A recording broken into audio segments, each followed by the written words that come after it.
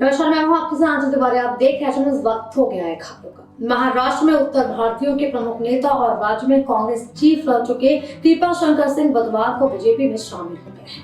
कृपा शंकर सिंह का बीजेपी में आना इसलिए भी अहम माना जा रहा है क्योंकि कुछ ही समय में बृहन मुंबई नगर पालिका का चुनाव भी होने वाला है। कुछ सालों से उत्तर भारतीय ही बीजेपी का मुख्य वोट बैंक भी रहा है। ऐसे में से पार्टी के वोटरों में इजाफा भी कर सकते हैं। सिंह ने पूर्व सीएम देवेंद्र फडणवीस और चंद्रकांत पाटिल की मौजूदगी में बीजेपी ज्वाइन कर ली है। इस सिलसिले में हमने खुद उनसे बात की है। आज जानने की कोशिश करते हैं कि उन्होंने इस पूरे मुद्दे को लेकर क्या कुछ कहा है। आप सबसे बड़ा सवाल आपसे यही है कि आपने कांग्रेस को छोड़कर बीजेपी का दामन थामा है, इसके पीछे क्या वजह थी? एक ही वजह थी, आर्टिकल 370-35 अनुच्छेद ए, जो इस देश में 2 प्रधान, 2 विधान, 2 निशान, यानी कश्मीर अलग है और भारत अलग है, विषय पर जब भारत सरकार ने 370 और 35 अनुच्छेद ए को हटाया तो मैंने उसके सपोर्ट में और मैंने अपनी सहमति दर्शाई और मैंने कांग्रेस पार्टी के लीडर अध्यक्षा सोनिया जी गांधी को पत्र लिखा कि 370 हटाया गया, इसका समर्थन करना चाहिए। फिर बाद में पत्र लिखा, फिर मैंने कोशिश करी। हमारे लिए कोई भी राजनीतिक पार्टी के नेशन से बड़ी नहीं है और फिर मैंने इस्तीफा दे दिया था और आज भारतीय जनता पार्टी के सदस्य बना हूँ जी। तो उन्हीं विचारों को लेकर के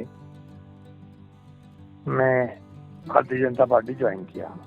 दूसरा सवाल मेरा आपसे यही है, क्या जिस तरह से उत्तर भारतीयों को लेकर आप लगातार आगे बढ़ रहे थे और आज एकाएक आपने बीजेपी ज्वाइन की है, क्या उस पूरा उत्तर भारतीय का जो पूरा वोट बैंक था कहीं ना कहीं बहुत बड़ा लाभ आने वाले वक्त में बीजेपी को मिलने वाला है? भारतीय जनता पार्टी के विचारों से जुड़ा हूँ तो भारतीय जनता पार्टी के जो भी जवाबदारी है, लोगों को भारतीय जनता पार्टी के पक्ष में करना, उनको कन्विंस करना, उनके बीच में जाना, यही मेरा काम रहेगा और मैं कोशिश करूंगा कि सभी उत्तर भारतीय समाज और बाकी समाज जो हो वो भारतीय जनता पार्टी से जुड़े।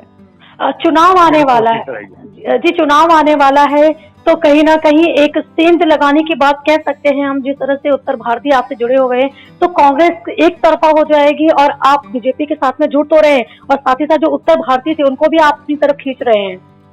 हाँ जी, और भारतीय जनता पार्टी में तो भारतीय जनता पार्टी के लिए ही काम करूंगा ना।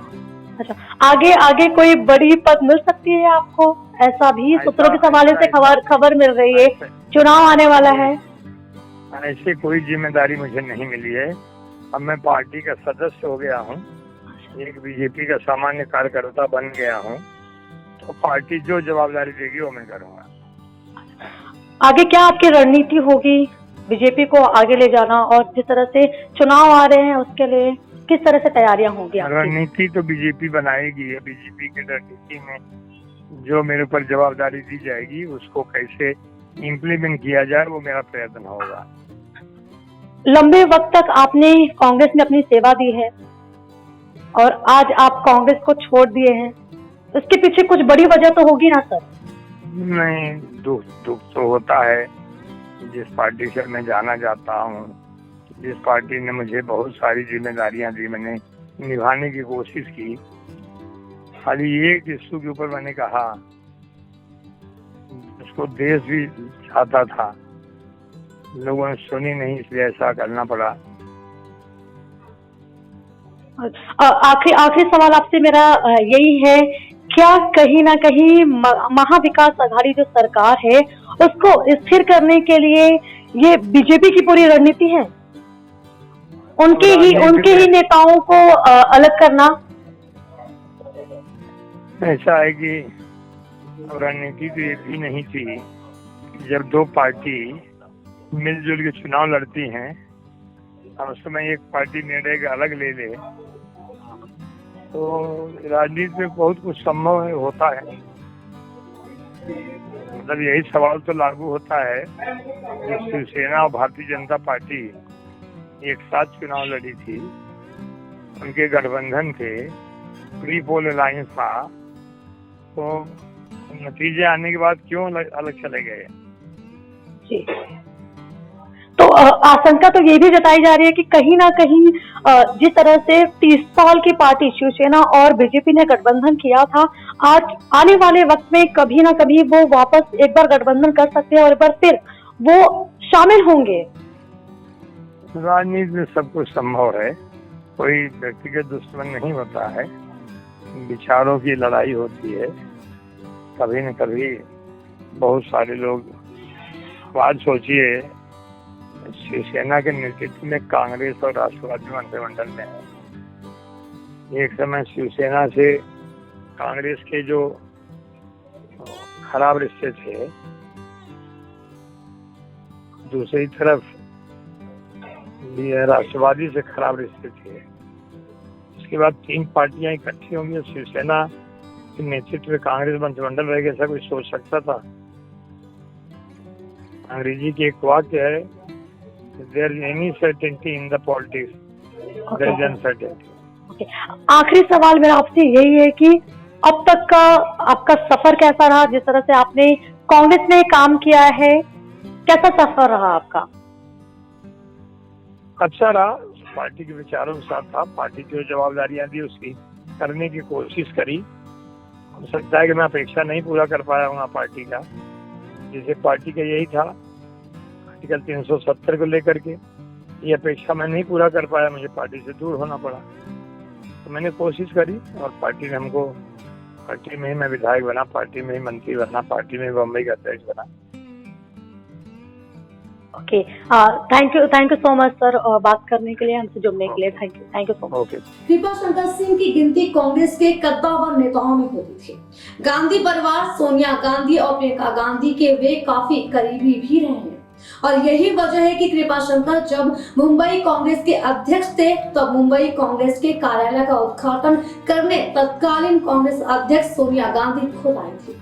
मगर कांग्रेस की कमान राहुल गांधी के हाथ आते ही मुंबई में राजनीतिक समीकरण पूरी तरह से बदलने लगा।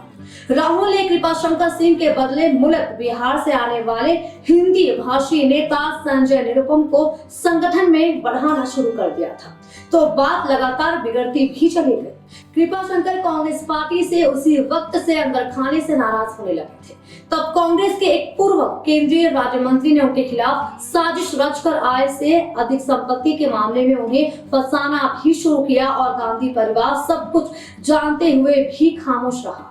इस अंदरूनी नाराजगी के बीच पूर्व केंद्रीय राज्य मंत्री गुरुदास कामत के निधन से खाली हुई उत्तर पश्चिम लोकसभा सीट से कृपा शंकर सिंह ने 2019 में लोकसभा चुनाव लड़ने की भी इच्छा पार्टी के सामने जाहिर की थी, परंतु राहुल गांधी ने तब कृपा शंकर सिंह के बदले संजय निरुपम को ही इस सीट से उम्मीदवार बना दिया था। जबकि निरुपम उत्तर मुंबई से सांसद रह चुके थे, इसलिए मुंबई कांग्रेस के कई बड़े नेताओं का मानना था कि निरुपम को राहुल गांधी उत्तर मुंबई से ही उम्मीदवार बनाए। इस तरह लोकसभा की उम्मीदवारी न मिलने पर कृपा शंकर सिंह ने कांग्रेस की स्क्रीनिंग कमेटी की बैठक में आर्टिकल 370 का भी मुद्दा उठाया और जब पार्टी ने इस पर अपनी कोई भी स्पष्ट राय नहीं दी तो उन्होंने पार्टी से इस्तीफा दे दिया था। कृपा शंकर के भाजपा ज्वाइन करने के बाद आखिरकार भाजपा को क्या सियासी लाभ होगा, इस पर भी बात करते हैं। कृपा शंकर सिंह के रूप में उत्तर भारतीयों में जनाधार रखने वाला एक बड़ा नेता फरवरी 2022 में होने वाले मुंबई मनपा सहित अन्य स्थानीय निकाय चुनावों से पहले भाजपा को मिल गया है। क्योंकि कोरोना महामारी के बीच कुछ महीने के अनलॉक के दौरान पश्चिम the voice of hard workers अभियान चलाकर वे मुंबई, नवी मुंबई, मीरा भाईंदर और वसई, विराट, पालघर सहित अन्य शहरों में भी भारी जनसंपर्क कर चुके हैं।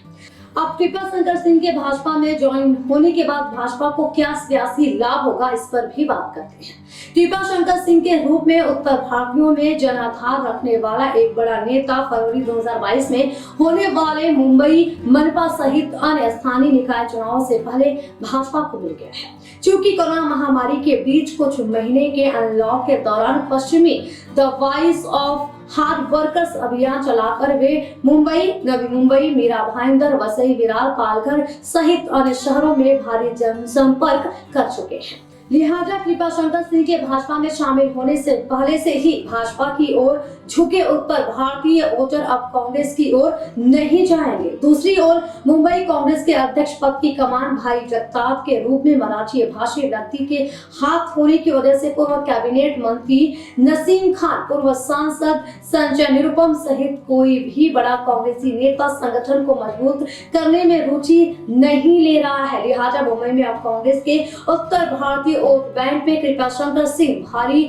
सेंधमारी कर सकते हैं, जिसका सीधा सीधा फायदा कह सकते हैं कि आने वाले वक्त में बीजेपी को मिलने वाला है। और यही वजह है कि जिस तरह से कृपा शंकर ने कांग्रेस को अलविदा कह के बीजेपी का दामन थामा है, और यही वजह है कि बीजेपी ने कृपा शंकर को अपनी पार्टी में शामिल कर लिया है, क्योंकि आने वाले चुनाव में वो कोई भी ऐसा कदम नहीं उठाएगी जिससे उसको हार का मुंह देखना पड़े। और यही वजह है कि वो लगातार जो विपक्षी पार्टी है, जो सत्ता में बैठी पार्टी है, उनके नेताओं को अपने पाले में लाने की पूरी कोशिश में लगी हुई है। तो आज खास खबरों के बने रहिए के साथ।